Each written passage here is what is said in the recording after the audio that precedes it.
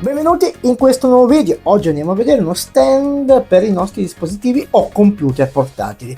È una cosa molto comoda, anche se su Amazon c'è una recensione che lo definisce un oggetto, un prodotto da mercatino delle pulci. Quindi incuriosito l'ho comprato e l'ho voluto provare insieme a voi. La cosa bella di questo stand è che ha ovviamente il supporto per i nostri dispositivi, ma anche all'interno ovviamente la connessione, quindi possiamo connetterci degli hub, soprattutto USB-A e ovviamente schede di memoria, e a un solo USB-C. Vabbè, comunque quello sì, quelle cose si possono risolvere. Comunque adesso andiamo a vedere cosa c'è nella scatola e proveremo insieme.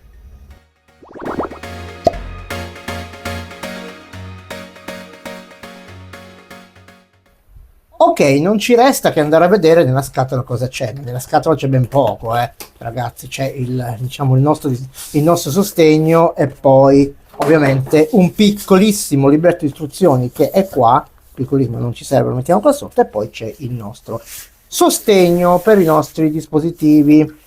Quindi eccolo qua, eccolo qua, eccolo qua. Qua innanzitutto vediamo subito che abbiamo il cavetto, ok, USB-C per collegare ovviamente il nostro dispositivo a questo sostegno, e poi possiamo andarlo ad aprire. Ecco, l'unica cosa che forse è un punto dolente è l'apertura, che è molto dura, però l'apertura molto dura, vedete che faccio fatica a aprirlo, può essere anche un sinonimo di robustezza. Ok, quindi possiamo andarci a mettere qua il nostro dispositivo. Alla fin dei conti, ma tanto brutto non mi sembra, neanche al tatto non mi sembra tanto brutto, non mi sembra, quindi non lo so perché ha sparato a zero su questo dispositivo, questo stativo, questo stand, come lo vogliamo chiamare.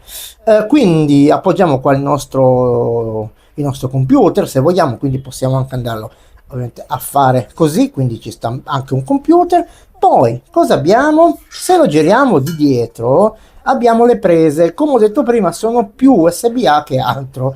L'USB-A, poi c'è ovviamente la HDMI, ok, e l'SB-C, e anche ovviamente le schedine di memoria possiamo mettere. Quindi abbiamo un parco abbastanza ricco, dai. Poi possiamo metterci un ulteriore hub per arricchire, ok, le porte USB-C se ce n'è di bisogno. Già ce n'è di bisogno perché con un microfono dovremo, ok, tappare questa porta, però come sappiamo si può mettere l'alimentazione. Ma cosa bella che c'è ovviamente il jack delle cuffie, quindi tanto scabeccio a me non sembra, quindi non mi resta che andare a mettere su il mio iPad e vedere se collegando un disco funziona.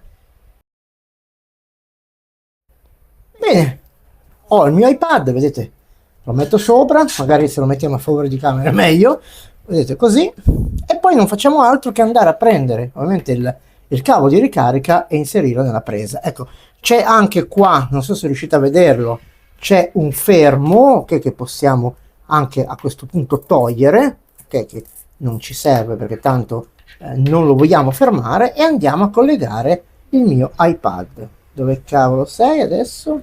Qua. Ok, quindi vedete com'è tutto più, non so, un pochino più fatto bello, più bello da vedere. Possiamo anche ovviamente andare a mettere, ecco, mettiamo qua così. Aspettate, metto un attimo il velcro così, tanto da tenerlo un po' fermo, anche se poi non ne vale la pena. Qui abbiamo collegato adesso il mio iPad, quindi cosa faccio adesso? Posso andare a collegare l'alimentazione, quindi l'alimentazione posso andarla a collegare. Adesso non lo collego perché tanto è carico, abbastanza carico, però vi faccio vedere che l'alimentazione la potete collegare qua dietro, ok? Nella porta USB-C. Vado alla cieca perché non lo vedo, ok, qua. Olè. Perfetto, vedete, cioè quindi tutto ok, può essere carino così, perché a parte che non abbiamo più nessun cavo in mezzo e quindi abbiamo solamente la nostra basetta che non ci rompe più niente in mezzo. Possiamo andare a infilare anche, se lo vedessi, che metto dietro un hard disk, tanto per gradire, ok? Quindi colleghiamo un hard disk, a questo punto possiamo collegare un monitor, volendo nell'HDMI, possiamo collegarci un microfono, possiamo collegarci una scheda audio e tutto rimane, ok, così messo, anzi questo lo possiamo anche mettere qua sopra, guardate un po', sulla basetta ci ho messo addirittura l'hard disk, quindi vedete che poi l'hard disk, vabbè, lavorare con un Fusion con l'hard disk non è che sia molto carino perché bisogna sempre tenerlo collegato, se no ovviamente i file si perdono, ma questo è un altro discorso. Però vedete, tutto diventa un pochino più carino, quindi a me è piaciuto, a differenza di, diciamo, di altri che, in questione, questo ragazzo che praticamente diceva che lo potevamo mandare al mercatino delle pulci. A me non dispiace, perché avere a parte che il mio, che vabbè non vi faccio vedere, che ce l'ho nell'altra stanza, è molto fragile, quindi l'iPad colpendolo praticamente così andava a finire. Invece questo qua vedete che io sto muovendo l'iPad, non si muove, perché è anche diciamo merito di questi gommini che ci sono sopra. Quindi direi che a me piace molto, quindi me lo terrò e ve lo consiglio, quindi link in descrizione se volete acquistarlo. Sapete che a gennaio gli arriva a 5 centesimi, quindi fate anche bene, fratelli. A questo punto non mi resta che salutarvi e ringraziarvi. Le conclusioni le abbiamo già fatte, quindi è un buon accessorio per chi vuole ovviamente una basetta più stabile, se ce l'hai come me che praticamente è instabilissima. Quindi cosa mi resta da dirvi? Condividete questo video, ragazzi, che mi fate crescere, superato i 4020, non lo so come succede, però è così.